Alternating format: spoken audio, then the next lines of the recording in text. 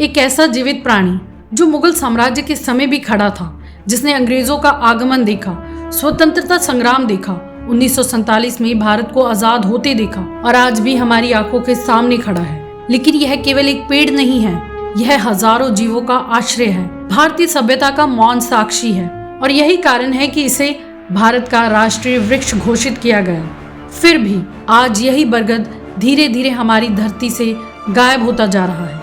आखिर एक पेड़ पूरे पारिस्थितिक तंत्र में कैसे बदल गया और जिसने सदियों तक भारत को छाया दी, वही आज संकट में क्यों है?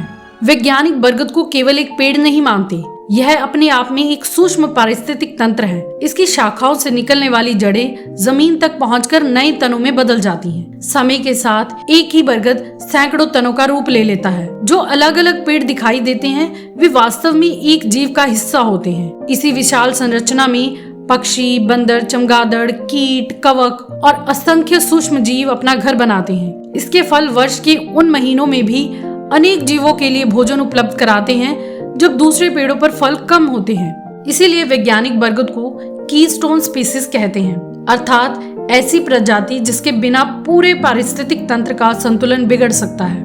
बरगद का महत्व केवल प्रकृति तक सीमित नहीं रहा, भारत में इसे राष्ट्रीय वृक्ष का सम्मान मिला है, क्योंकि यह केवल लंबे समय तक जीवित नहीं रहता, बल्कि पीढ़ियों तक जीवन और आश्रय देता है।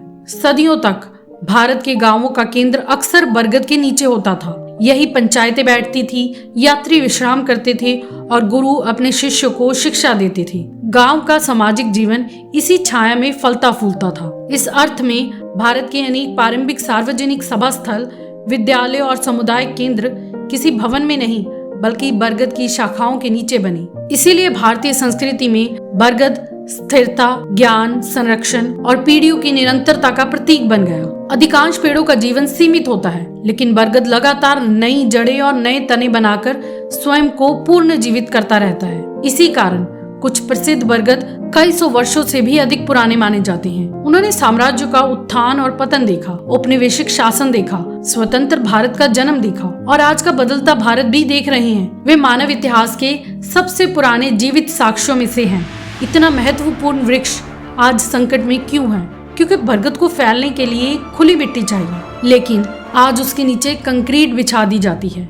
सड़क विस्तार और शहरी विकास उसके प्राकृतिक विस्तार को रोक देते हैं। एक और समस्या है, हम ऐसे पेड़ कम लगाते हैं जो आने वाली कई पीढ़ियों को छाया दे सके। बरगद को विशाल बनने में दशकों नहीं, कई बार सदियां लग जाती हैं और शायद इसीलिए हम उसका वास्तविक मूल्य समझने से पहले ही उसे खो देते हैं। बरगद हमें केवल ऑक्सीजन नहीं देता, वह हमें समय का अर्थ सिखाता है।